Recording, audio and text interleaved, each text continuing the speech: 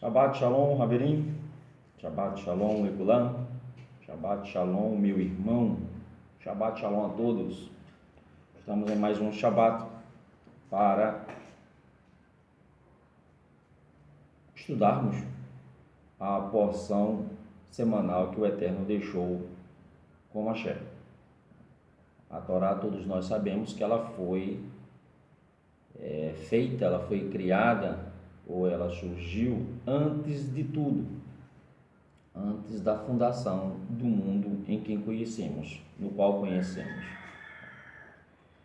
E o texto diz que tudo foi feito por ele, para ele e por ele, o verbo que se fez carne, ou seja, a Torá. E partindo desse princípio, entendemos que a Torá é a instrução, né? A palavra Torá já significa instrução, a tradução da palavra Torá é instrução e não lei. Entendemos que é o bem mais precioso que o Eterno nos deu, ou seja, é um manual de instrução para o homem. A porção de hoje, a paraxá de hoje é Vayirá.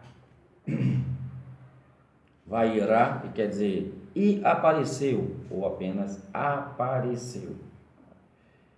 O texto vai nos relatar sobre esse acontecimento. Vou trazer uma como é que eu posso dizer, um breve resumo, né, do que aconteceu na anterior e não aconteceu hoje.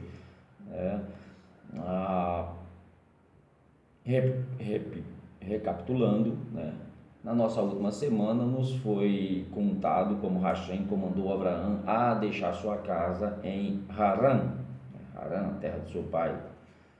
Então Abraão fez suas malas e iniciou a jornada de sua vida. Hashem conduziu à terra de Canaã, mas veio junto com ele uma seca que o forçou a abandonar a terra prometida e viajar para o Egito, onde um rapto terminou com o faraó e família acometidos por uma praga. 400 anos antes de Eretz Mitzrayim, ou seja, antes do êxodo, mais ou menos isso. Abraão foi mandado embora do Egito por declarar que Sarai era sua irmã, mas ficou um homem rico. De volta novamente a Canaã, o sobrinho de Abraão se muda para Sodoma e é capturado em uma guerra. Abraão lutou com 5 reis e ganhou, conquistando a liberdade de Lot. Hashem então mudou o nome de Abraão, né, para de Avram para Avraham. As traduções aí, Abrão para Abraão.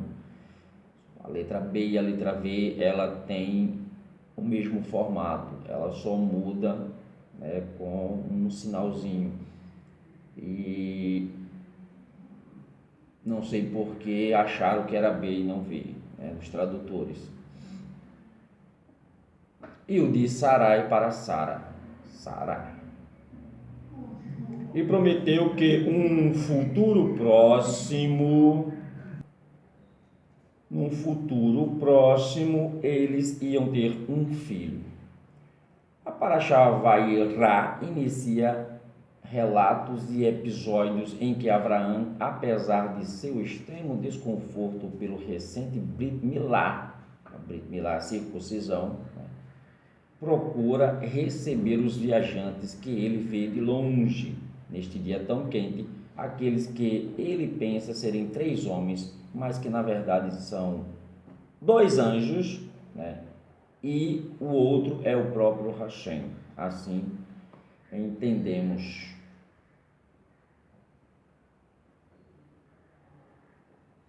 Os anjos entregam sua mensagem declarando que Sara milagrosamente dará à luz a seu primeiro filho no prazo de 1 ano. Com a idade de 90 anos, o próprio Abraão teria 100 anos. Em seguida, eles seguem para a cidade de Sidom, ou Sodoma. Hashem informa a Abraão que as cidades de Sodoma e Gomorra, Sidom e Amorá, serão destruídas por causa da perversidade. E Abraão responde com uma longa prece e dialoga com Hashem pedindo pelo salvamento das cidades. Não havendo 10 cidadãos íntegros, Hashem começa a destruir as cidades, mas não antes que os anjos salvem o sobrinho de Abraão, Lot, e sua família, que no entanto aí só foram ele, as 2 filhas e a mulher, que a mulher, né, depois volta e vira uma estátua de sal. Os genros não quiseram ir. Há relatos, né, fora da Torá, que nos Talmudes, que Ló teve mais uma filha e essa foi morta pelos moradores da cidade por praticar tzedakah. Eu vou tentar fazer um estudo também, né, gravar um estudo sobre tzedakah essa semana, que é caridade, benevolência com os pobres, né, os necessitados. Então ela alimentou um necessitado, porque o maior pecado de Sodoma e Gomorra não era a perversidade, como dizem, sexual, né, a promiscuidade, não, era a falta de amor com os mais necessitados. E isso levou as pessoas a clamarem a Hashem, né, clamarem ao Elohim vivo, e ele ouviu essas orações. E um desses clamou foi a própria filha de Lot, né, que clamava muito. E há relatos que ela foi apedrejada, outros relatos que ela foi queimada viva, por conta que descobriram que ela, toda vez que ia buscar água, levava comida para esse necessitado. E eles não entendiam porque aquele necessitado, aquele mendigo, não morria.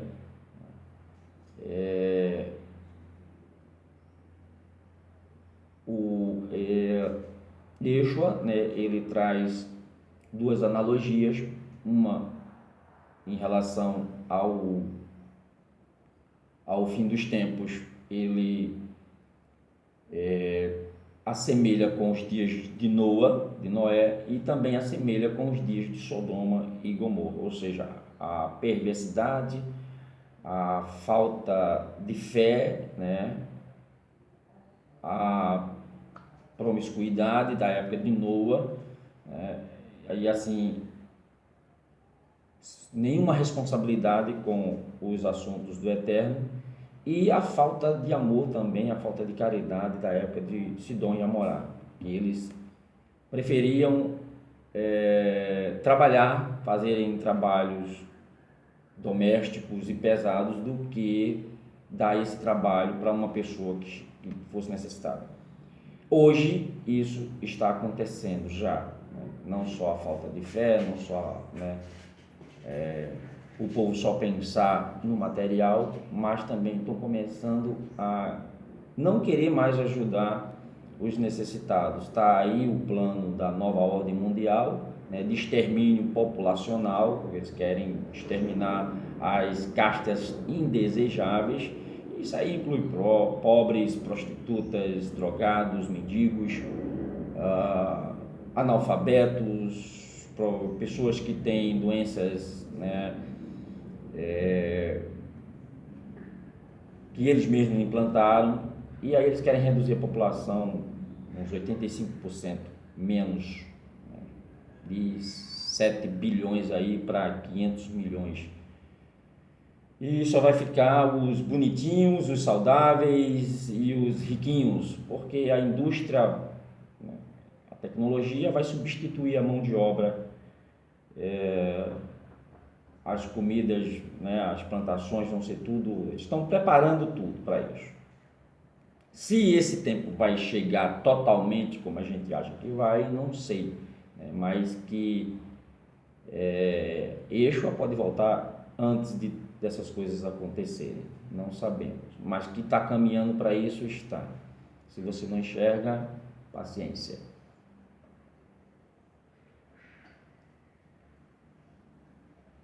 Então, Yeshua, ele usa esses dois, né? Também ele usa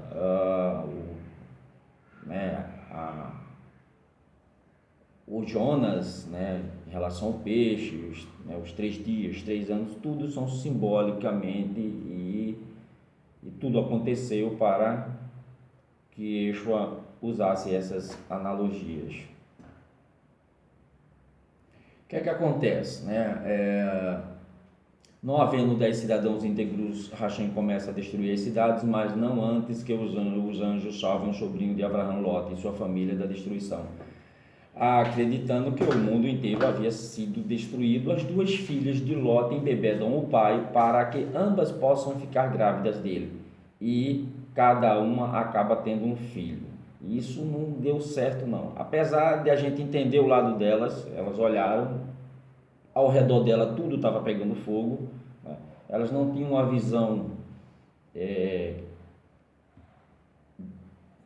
assim, mais longe, não tinha um binóculo, não tinha, né, não podia subir no balão para ver além daquilo ali que elas estavam vendo. Então elas acharam que o mundo realmente acabou e só tinha elas e o pai, e resolveram dar descendência ao pai para que a humanidade não entrasse em extinção na mente delas. Só que dali, né, surgiu 2 povos que não foram povos muito legais, né, Moabe e Amon. Esses povos não foram muito legais lá na frente com o povo do Eterno. Outro acontecimento que houve mais uma vez, né, Sara é cobiçada, né, Sara é raptada por Avimeleque, né, o rei de guerra, que não havia percebido que ela era casada. Estava naquela história ainda de Sara, né, ser irmã de Abraão. Hashem faz um milagre, né, castigando-o com uma peste que o impede de tocá-la, e informa a Avimeleque que Sara é casada, quando então é imediatamente libertada. Sara concede a luz e dá a luz a Yitzhak, né, e Abraão faz uma grande comemoração. Sara vê Ismael, o filho de Abraão com Agar, como uma ameaça ao bem-estar, né, do próprio filho. Relutante ao princípio, Abraão segue a ordem de Hashem de dar ouvidos à esposa, expulsando Ismael e Agar de sua casa. Com Ismael a ponto de morrer de sede no deserto, Hashem escuta os gritos e faz com que Agar encontre um poço de água, e com isso o jovem é salvo.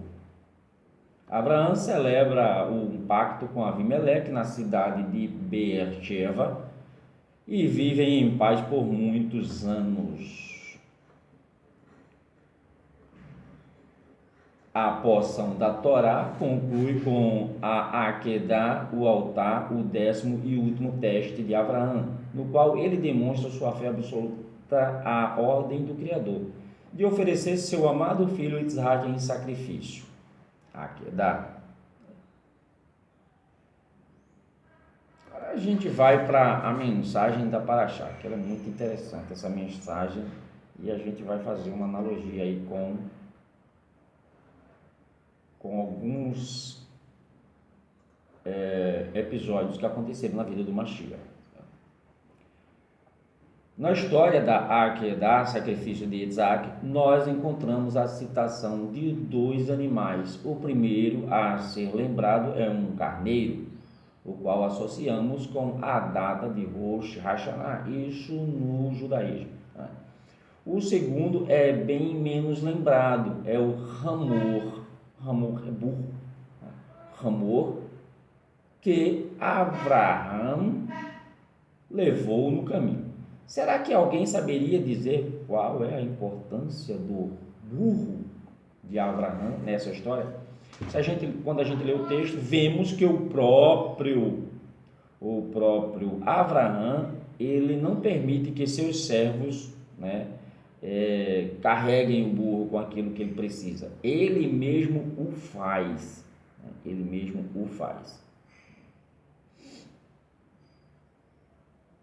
A resposta que podemos aprender ao frequentarmos um heter é que ele serviu para carregar os, né, cachos de lenha e a faca para imolar Isaac, chamam de cutelo também.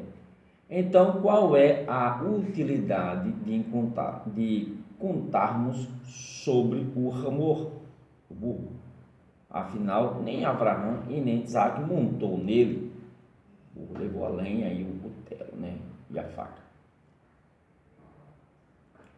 Apesar de que esse Hamor não carregou os patriarcas em sua peregrinação ao Har Moriá, ou Monte Moriá, normalmente ele serve para essa finalidade também. Quando estudamos o Rumash Shemot, encontramos um passuque, um cântico,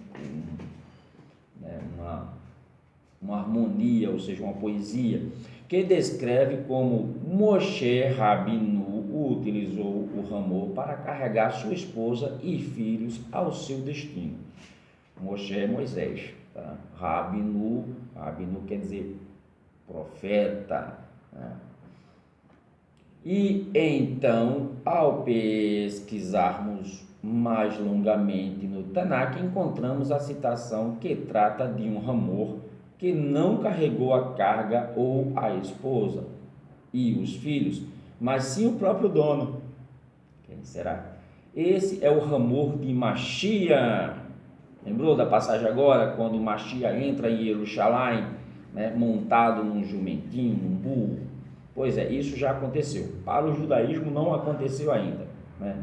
Mas para nós que somos, né, judeus messiânicos, isso já aconteceu. E para os cristãos também, né? Só que os cristãos estão numa ideia meio pagã ainda. Nossos sábios ensinam aqui uma lição muito valiosa. Em hebraico, a palavra Hamor, burro, está ligada com a palavra Houriut, coisas materiais, com a Gashmiut, materialidade, que nós temos ao nosso redor.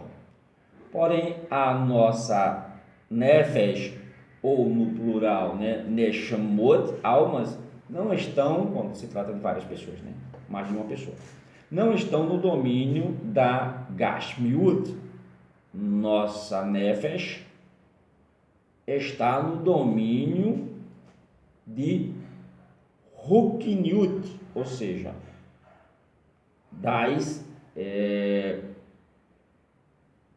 dos mandamentos fortes, né, dos Rukniut, né, dos mandamentos fortes, ou seja, do sobrenatural, ou seja, do mover do eterno, do ruá do eterno. Nossa alma, ela está ligada a isso, não às coisas materiais. Quando você liga ela às coisas materiais, né, ela passa a sofrer, tá? Porque você cada vez mais quer saciar com coisas materiais. Isso não sacia a alma, coisas materiais. E como todos nós sabemos, nossa Nefesh, ou nossas Nefeshmot, foram mandadas aqui para esse mundo com o propósito de levar a materialidade a utilizar tudo o que aqui está para servir a Hashem. Ou seja, pegar tudo que é material para servir a Hashem e não querer que Hashem, né, sirva ao material. É o que o cristianismo faz, né? Eles querem usar Hashem, ou seja, o Deus dele, né, que é o Deus, que eles chamam de Jeová, um monte de nome aí que não é o nome verdadeiro, em benefício próprio. Ou seja, ao invés de usarmos as coisas deste mundo para servir ao Criador, né, usamos o Criador para nos servir das coisas deste mundo. É o contrário, né, que o cristianismo prega. Portanto,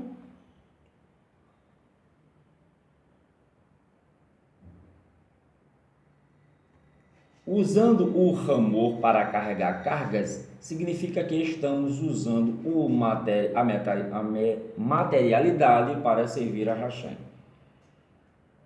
E esta é uma lição muito importante sobre o que um servo do Eterno, né, deve realizar nesse mundo. Avraham Avinu foi o primeiro que iniciou este tipo de avodá, serviço divino. Avodá, serviço divino. A forma como ele usou o seu ramor para carregar a carga nos mostra que ele estava usando materialidade para ajudá-lo a cumprir a ordem de Hashem. Nessa jornada de Avraham, foi a primeira vez na história que esse tipo de avodá foi realizado. E é por isso que tão pouca coisa foi colocada sobre o ramor, somente os itens que ele necessitava para a Akedah. Em contrapartida, Moshe Rabinu colocou sua mulher e filho sobre o ramor. Pessoas que são próximas a você são muito mais importantes do que ferramentas. Ou seja, Moshe usou essa avodá num nível mais alto que Avraham. E isso nos mostra que muitos anos que se passaram de Avraham na época próxima de Matan Torá, ou seja, a entrega da Torá, a ortoga da Torá, muitas coisas foram realizadas no sentido do material, servir a Hashem. Nessa época já eram as pessoas que estavam sobre o ramor e não apenas cargas, né? As pessoas, né? Os animais carregavam as pessoas. E antes da entrega, na entrega da Torá, teve assim a construção do Mishkan, né? Do Beit Hamikdash, que também foram coisas materiais usadas a serviço ou para servir a Hashem.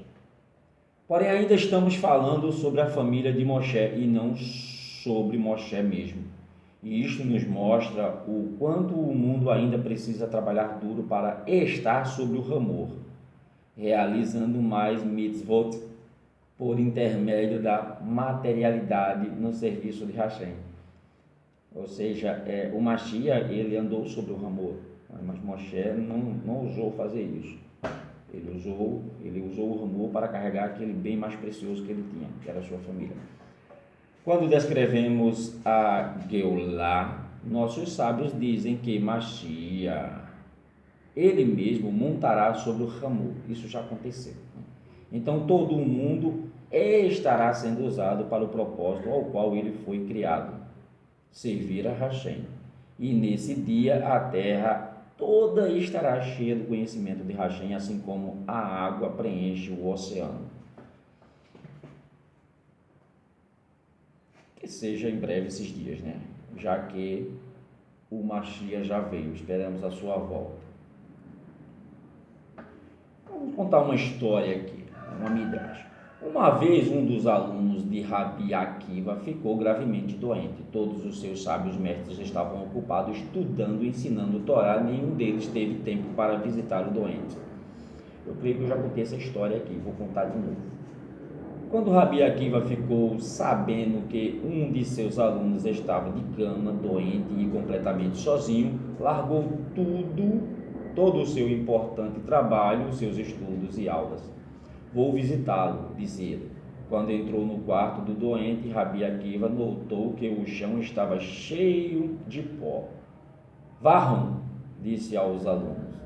Quando o quarto ficou limpo, o aluno doente se sentiu bem melhor e agradeceu a Rabi Akiva. A proprietária da casa viu que o famoso Rabi Akiva viera visitar o aluno que era seu inquilino. Deve ser um discípulo importante, pensou ela, né? Imediatamente trouxe-lhe uma sopa nutritiva e começou a cuidar bem dele. Em pouco tempo, o aluno que tinha estado à beira da morte se recuperou. Agora vocês podem ver como é grande a mitzvah de Bikur Rolim, visitar os doentes. Ensinou Rabi Akiva aos seus alunos. Em primeiro lugar, ao visitarmos uma pessoa doente e vemos o que ela necessita para poder ajudá-la. Mais ainda, um visitante que vê um homem doente e fraco deitado na cama reza: por favor, Hashem, faça-o melhorar. Desta maneira, ajuda-o a ficar curado. De forma prática, aprendemos que um visitante anima a pessoa doente e assim ela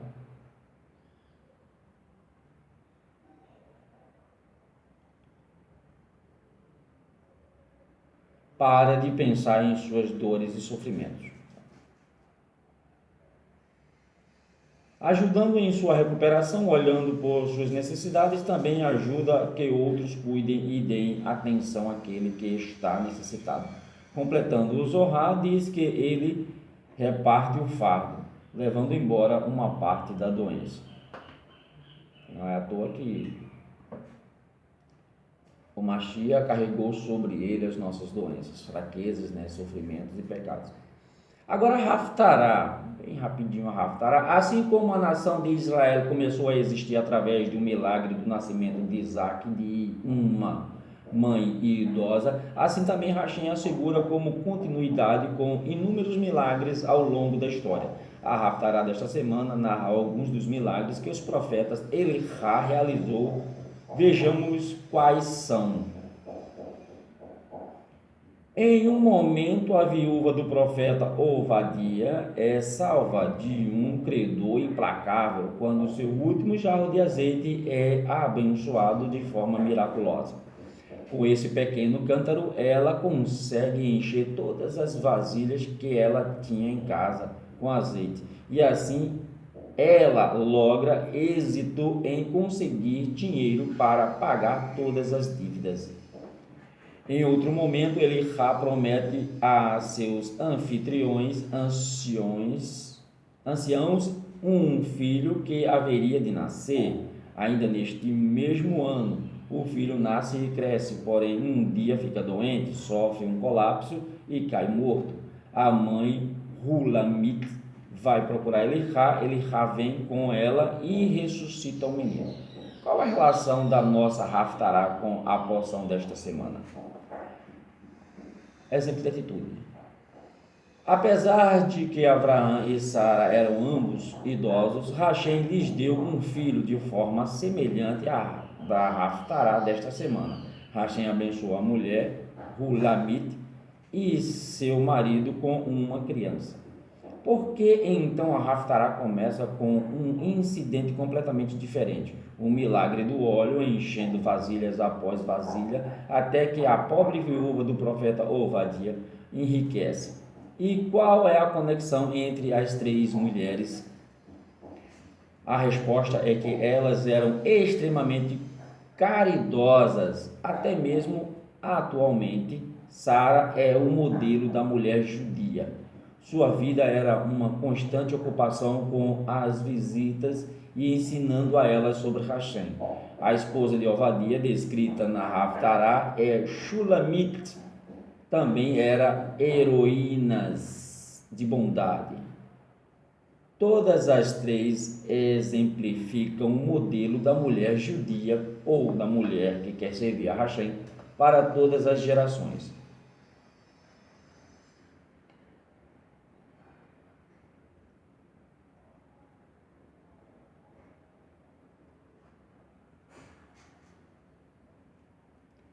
Trazer uma curiosidade aqui, a Guemará em Shabbat de 127 aprende destas palavras que sauda convidados é um ato maior do que receber a própria Shekhinah.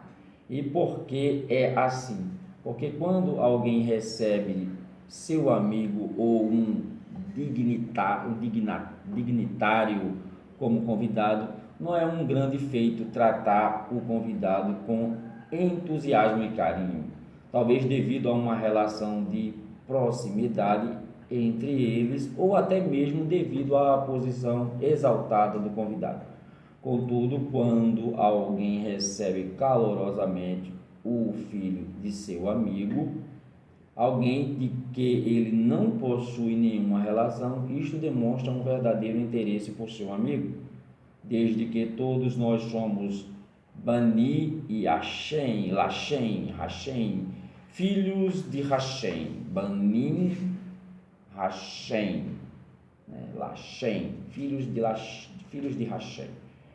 Quando nós recebemos adequadamente um convidado, nós mostramos nosso amor por Hashem, até mais do que quando nós o recebemos. Era o que Abraão fazia na sua tenda, né? Apesar de ele estar ali ainda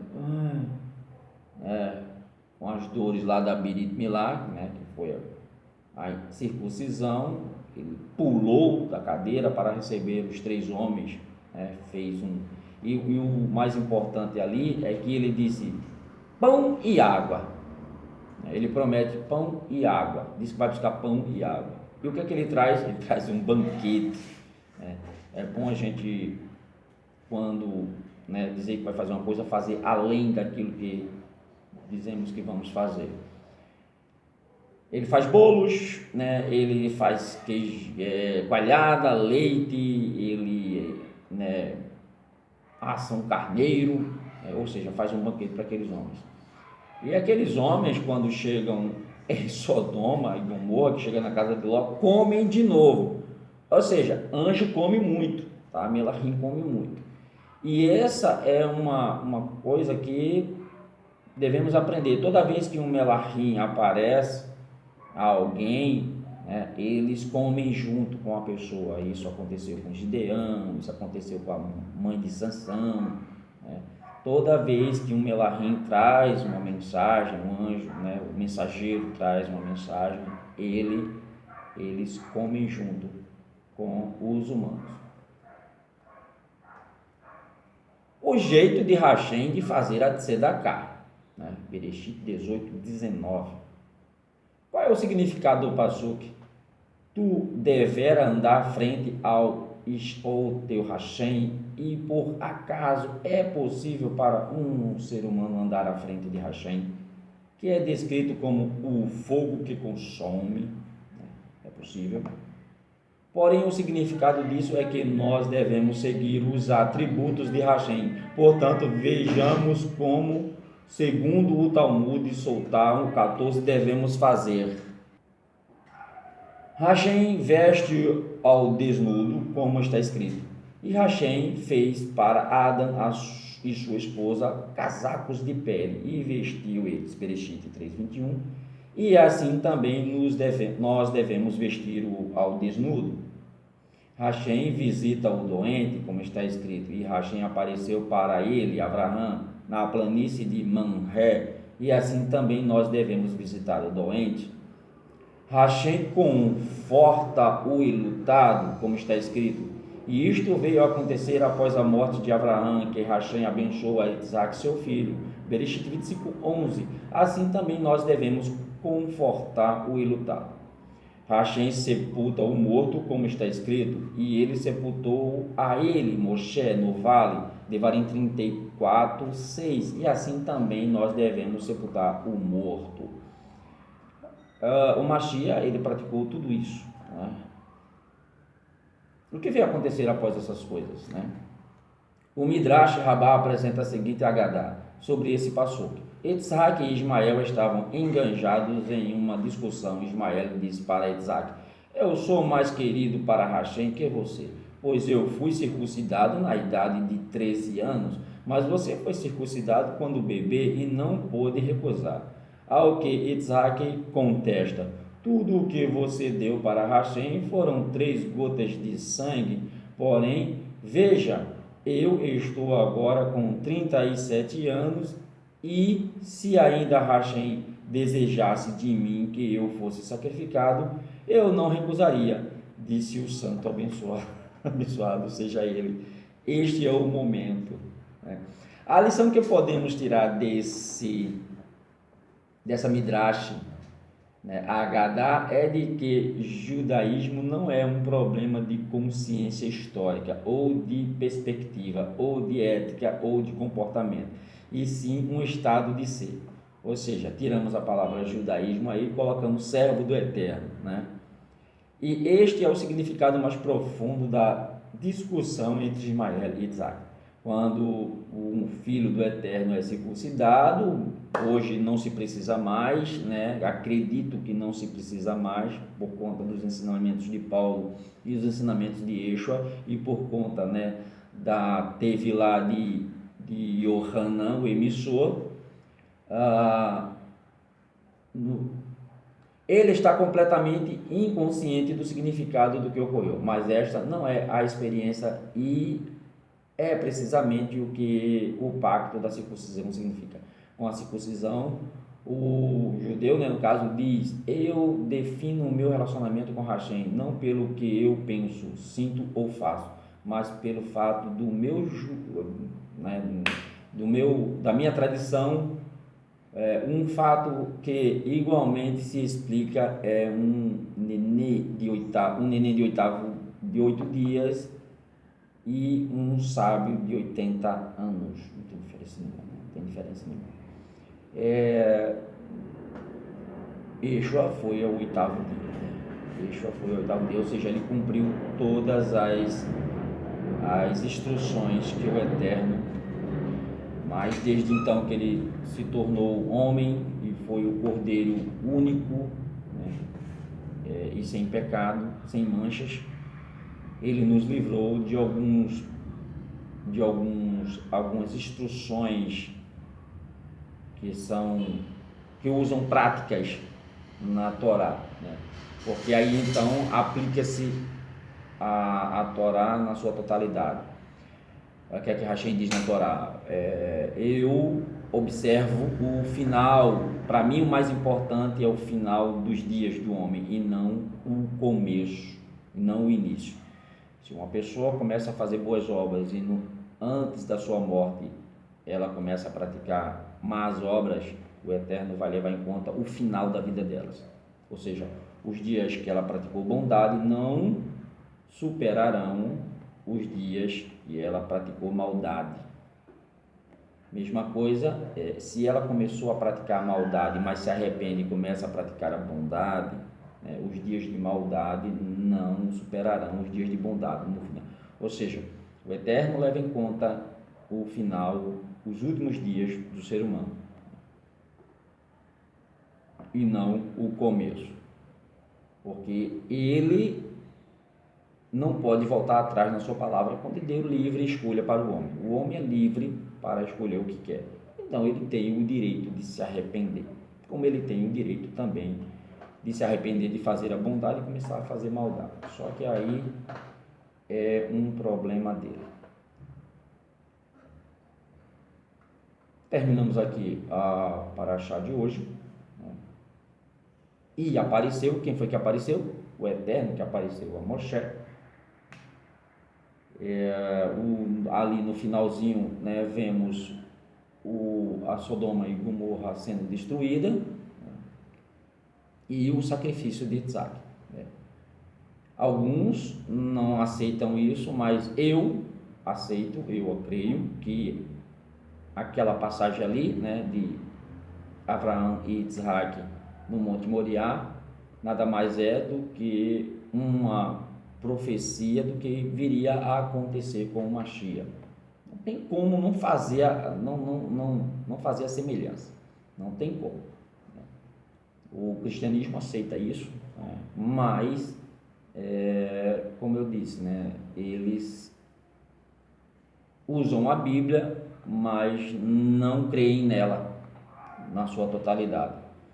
Eles fazem dela um joguinho de xadrez ou uma revista de catálogo que você só escolhe aquilo que é bom, né, aquilo que lhe satisfaz, e não aquilo que o Eterno pede. Terminamos aqui a paraxá Vairá.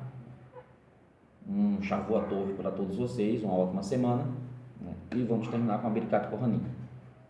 Yevarechicha Adonai veish mirecha Yair Adonai panavelecha vihuneka itzah Adonai panavelecha veiatzelecha shalom. Um Shabbat Shalom para todos vocês, um sábado de paz, e até o próximo Shabat, até a próxima porção. Okay? Elohim Melech Neman, Elohim é Rei Fiel. Até o próximo.